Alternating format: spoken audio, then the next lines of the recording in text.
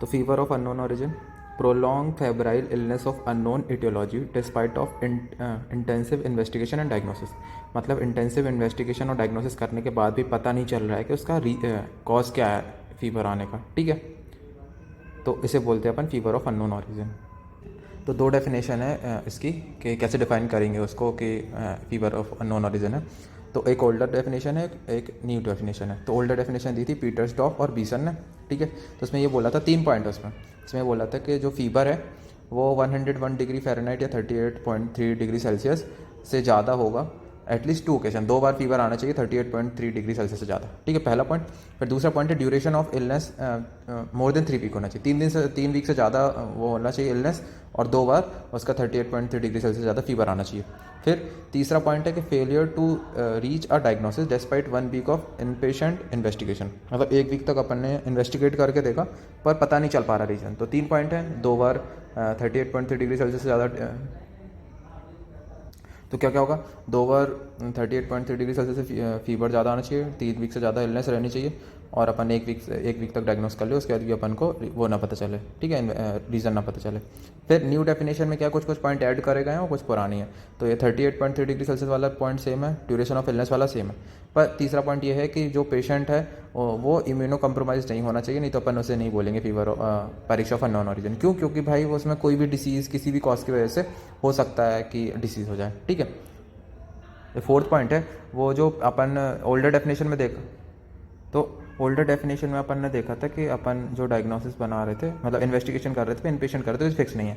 तो अपन ने क्या किया कि इसमें डायग्नोसिस फिक्स कर दिया कि भाई ये टेस्ट करो, अगर ये जो है टेस्ट अगर इससे नहीं पता चलता है तो अपन उसको बोल देंगे फीवर ऑफ अननोन ओरिजिन। जैसे कि diagnose that remain uncertain after through out history taking, physical examination and the following obligatory investigation. Obligatory investigation मतलब ये तो करनी ही है, ठीक है। और भी लिस्ट में नाम थी, मैं 3-4 बोल देता हूँ, वो याद कर लेना, जैसे ESR, CRP, ठीक है, platelets count, leukocyte count, haemoglobin, LDH, alkaline phosphatase, blood culture. तो ये सब टेस्ट हैं, अगर ये परफॉर्म कर लिए तब भी कोई ऑर्गेनिज्म या कुछ पता नहीं चल पा रहा है तो अपन उसे बोलेंगे परीक्षा ऑफ अननोन ओरिजिन। फिर नेक्स्ट आते हैं एटियोलॉजी। तो एटियोलॉजी में इन्फेक्शन जो है वो 36% रीजन हो सकता है, ठीक है, जितने भी माइक्रोबियल इन्फेक्शन है। न्यूप्लाज्म है, कैंसर वैंसर हो रखा है तो 19% उसमें ल्यूकीमिया, कोलोन, लीवर कैंसर की वजह से, ठीक है। और कुछ नॉन इन्फेक्शियस इन्फ्लेमेटरी डिसीज़ है वो 19% रिस्पॉन्सिबल होती है, SLE, rheumatic arthritis. Miscellaneous cause है 19% ग्रेनुलोमेटस डिसीज, ठीक है। उसके बाद आता है इन्फेक्शन कौन कौन सा हो सकता है। तो बैक्टीरियल और नॉन बैक्टीरियल 2 टाइप के इन्फेक्शन है। तो लोकलाइज्ड पायोजेनिक में appendicitis, osteomyelitis, pelvic inflammatory disease, है ना। फिर सिस्टमिक बैक्टीरियल इन्फेक्शन में आएगा माइकोबैक्टीरियल इन्फेक्शन मतलब TB, टाइफॉइड, ब्रूसेलोसिस, सिफिलिस, ठीक है। तो ये सब भी रीज़न हो सकता है। नॉन बैक्टीरियल कॉज में जो है viral infection, CMV, EBV infection, HIV infection, dengue. Parasitic infection में आता है malaria, amoebiasis, Chagas disease, toxoplasmosis.